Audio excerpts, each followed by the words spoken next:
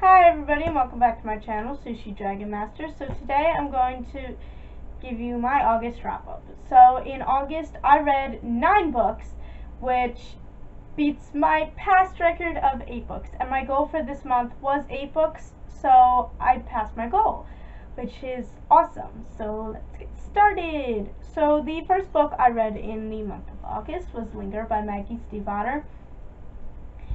And this is the second book of the Wolves of Mostly Falls series, and I gave this a 3 out of 5.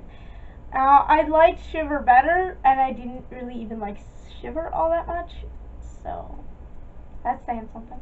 But I'm not really going to go much into the synopsis because it's the second book in the series. So we are going to move on to Identical by Ellen Hopkins, and we're not going to talk about that at all because I gave it a 0 out of 5, and that's just... Then, the next book I read was A Walk to Remember by Nicholas Sparks, and I gave this one a 5 out of 5, and I loved it so much, and I cried so much, and it ripped my heart right out of my chest, slammed it to the ground, stomped it into a million pieces, and left me alone to die in a hole. That is my life. I am now a ghost who has climbed out of a hole. But basically, this is a book about a boy and a girl, and it's a love story, and I'm not going to tell you much more than that, because, I mean, it's cute, and it's sad, and it makes you cry, and it breaks your heart. So, we are going to move on to the next book I read, which was The Lightning Thief graphic novel by Rick Riordan, adapted by Robert Venditti. Or Venditti, something along the lines of that. The art is by Attila Futaki, and the color, because apparently the color is by someone totally different, is by Jose Villarrubia. I don't think I'm pronouncing any of this right. But the art inside is just so cute, and it's Percy, so you have to love it. I gave this a... what did I give? I gave this a 3 out of 5 because while it was good, it didn't follow the exact storyline. It took some things out and changed some things a little bit. But that is expected for a graphic novel. But I do like the actual story a little better than the graphic version.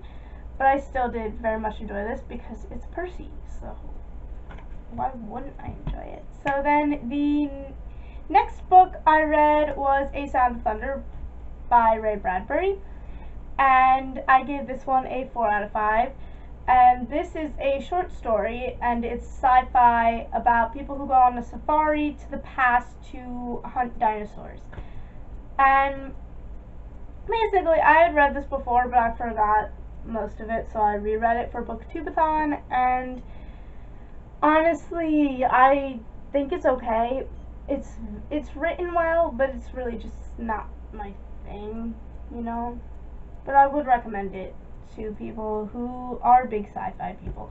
I am sci-fi to an extent, and my extent is not that, I guess. Then the next book I read was Bluefish by Pat Schmatz, and I gave this one a 4.99 out of 5, which is really odd, but it didn't really feel like a 5, but at the same time I did feel like 5, so I made it dance on the edge of a 5. Because it was really good. And I'm not really going to go much into the synopsis because I went into this without knowing anything, and I'm going to recommend doing that because it ended up being amazing, and I think if I had known about it I wouldn't have found it as amazing. But I will be doing a spoilery discussion on Friday that will be out. And yeah. So we're going to move on to the next book I read, which was It's Not Someone Without You by Jenny Han. I gave this one 3.5 out of 5. And this is the second book of the Summer Trilogy. And yeah, it was adorable, but not the best. The first book was definitely much, much better. But the ending was amazing because Jenny Han knows how to end her books. And I love that.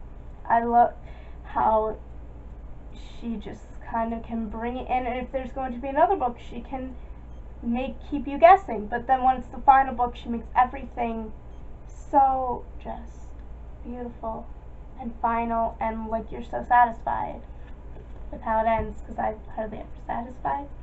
But then the next book I read was We'll Always Have Summer by Jenny Han, and this is the final book of the Summer trilogy.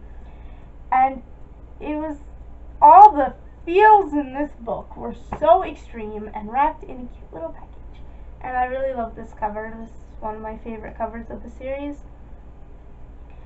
And basically, I can't really talk about this one either because it's the third book. But the ending though, you know, I almost cried. I didn't, but I almost did.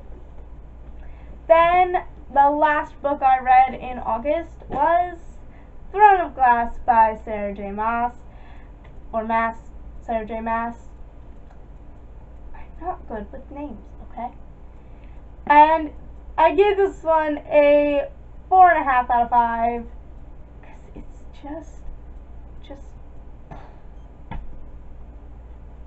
I really did not have high expectations. I didn't think I would like this, but I did, and I loved it so much. And Dorian and Kale are both my baes, so whoever Selena picks, I get the other one then, because I love them both.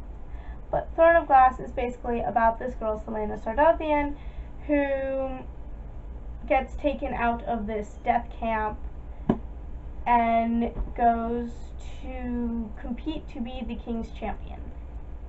And it was awesome and mind-blowing, and I loved it. And so my goal for next month is to read 3 books, because I'm currently reading Cress, and it's long, and I don't know if I'll be able to get 4 books in, so we're going to go for 3, because I'm pretty sure I can do that. And I will see you guys next time. Bye! So if you guys want to check out my last wrap up, click the link on top and click under that for a mystery video. Links are also in the description.